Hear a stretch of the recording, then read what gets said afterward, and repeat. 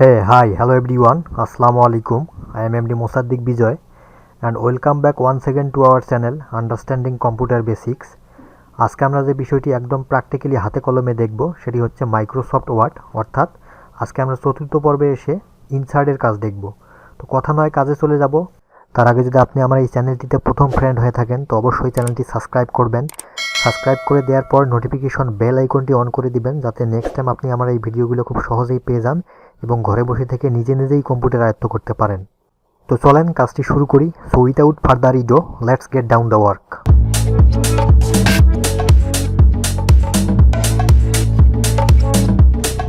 তো first time আপনারা যেটা করবেন, মাইক্রোসফট ওয়ার্ড সফটওয়্যারটা অন করে নেবেন। এর আগে কিভাবে মাইক্রোসফট ওয়ার্ড অন করতে হয় আমরা প্রথম পর্বে দেখে আসছি। যারা প্রথম পর্ব, দ্বিতীয় পর্ব এবং তৃতীয় পর্বের ভিডিওগুলো দেখতে পারেন নাই, আমি তাদেরকে বলবো আমাদের চ্যানেলে গিয়ে প্লেলিস্ট থেকে মাইক্রোসফট ওয়ার্ড নামে একটা প্লেলিস্ট আছে, সেখান থেকে আপনারা স্টেপ বাই স্টেপ দেখে নিতে পারবেন। অথবা আজকের ভিডিওর ডেসক্রিপশনে আমি আমার প্লেলিস্টের লিঙ্কটা দিয়ে দিব, সেখান থেকেও আপনারা দেখে নিতে পারবেন। এর আগে আমরা হোমের আন্ডারে সবগুলো কাজ শেষ করছি। আজকে আমরা দেখব ইনসার্টের কাজ, অর্থাৎ ইনসার্টে ক্লিক করা মাত্রই এখানে অনেকগুলো অপশন খুলে গেছে। আমরা এগুলো সবগুলো কাজ দেখব স্টেপ বাই স্টেপ।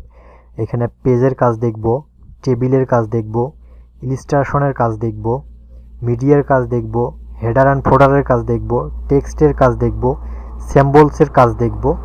এগুলো একের পর এক আমরা সবগুলো দেখব। তো আজকে আমরা যেটা দেখব এই ইনসার্ট থেকে ইলিস্ট্রেশনের কাজ। তো আমি কাজের সুবিধার্থে এই লেখাটা আমি পিছাই দিচ্ছি একটু ইন্টার করে। তো এই ইলিস্ট্রেশন থেকে যদি আমি একটা ছবি নিয়ে আসতে চাই, এই যে এখানে দেখেন পিকচার, খুব সহজে একটা ছবি আমি এখানে নিয়ে আসতে পারি। এই পিকচারে জাস্ট ক্লিক করে দেন। ক্লিক করে দেওয়ার পর আপনি যে কোনো একটা ছবি নিয়ে আসতে পারেন। আমি যদি আমার এই ছবিটা নিয়ে আসি, তো আমার এখানে ছবিটা চলে আসছে। তো এই ছবিটাকে আমি ছোট করে নিচ্ছি। এই কোণায় ধরে এভাবে টান দিলে কিন্তু ছোট হয়ে যাবে। আপনি এই ছবিটাকে বিভিন্ন অ্যাঙ্গেল থেকে ছোট করতে পারবেন। আপনি যে এখান থেকে ধরেন, এভাবে ধরে যদি এভাবে নিয়ে যান, এভাবে ছোট হবে সাইড থেকে। আবার এই সাইড থেকে ধরলে এইভাবে যদি ছোট করেন সেক্ষেত্রেও হবে। এইভাবে ছোট করতে পারেন, অথবা একদম কর্নার ধরে এভাবে ছোট করতে পারেন।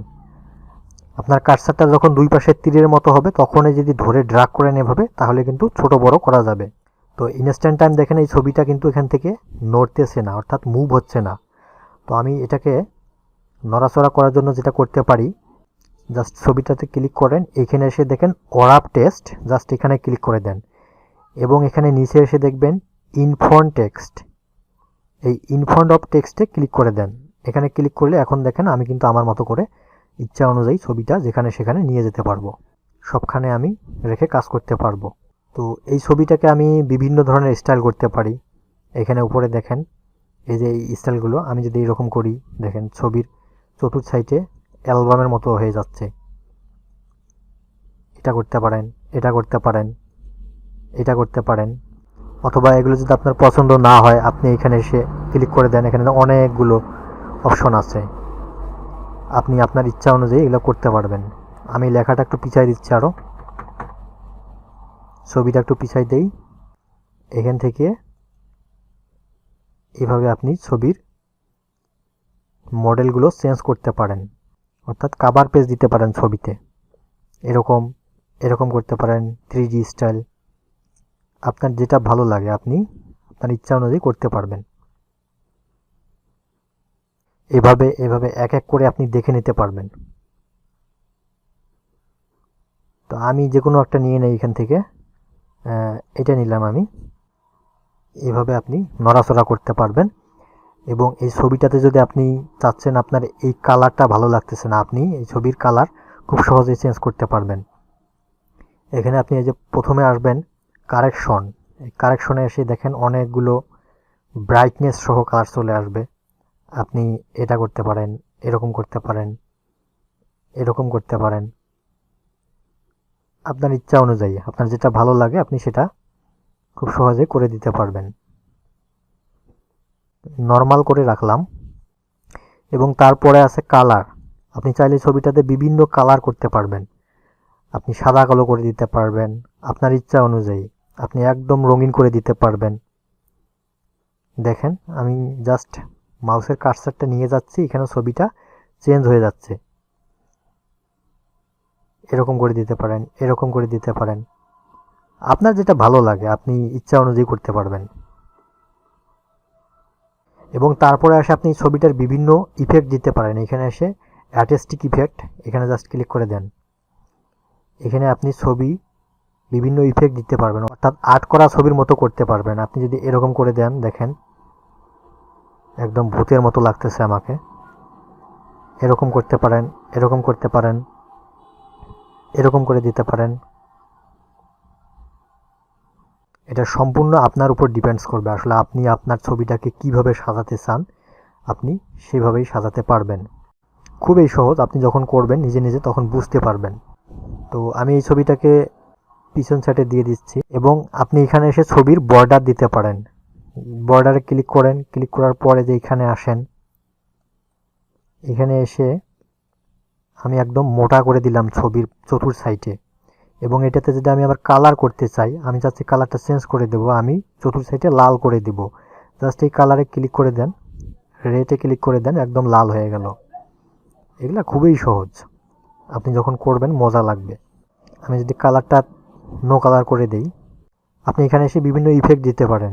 এখানে এসে শ্যাডো করে দিতে পারেন, এভাবে এভাবে চেঞ্জ হবে, আপনার ইচ্ছা অনুযায়ী দিতে পারবেন। অথবা রিফ্লেকশন করতে পারেন, এখানে এসে গ্লো করে দিতে পারেন। আমি যদি ছবিটা একটু এই দিক মুভ করে দেখাই দিই, এইভাবে এইভাবে গ্লো করতে পারেন।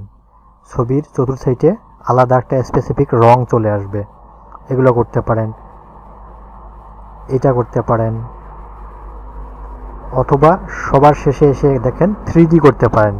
আপনি ছবিটাকে যে কোনো পাশেই বাঁকায় নিতে পারেন, এভাবে এভাবে আপনার ইচ্ছা অনুযায়ী অ্যালবামের মতো করতে পারবেন এখানে।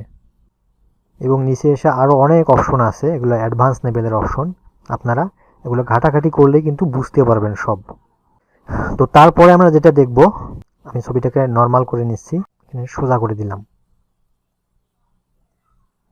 তো এরপর আমরা যেটা দেখব আসলে অনলাইন থেকে কিভাবে পিকচার নিতে পারবেন। আপনি অনলাইন থেকে খুব সহজেই পিকচার নিতে পারেন। জাস্ট এখানে ক্লিক করে দেন, ক্লিক করে দেওয়ার পর এখানে এসে জাস্ট ক্লিক করে দেন। এখানে দেখেন অনেকগুলো অপশন খুলে গেছে, অর্থাৎ ফলোয়ার্স, আপনি কোন ধরনের ছবি নিতে চান।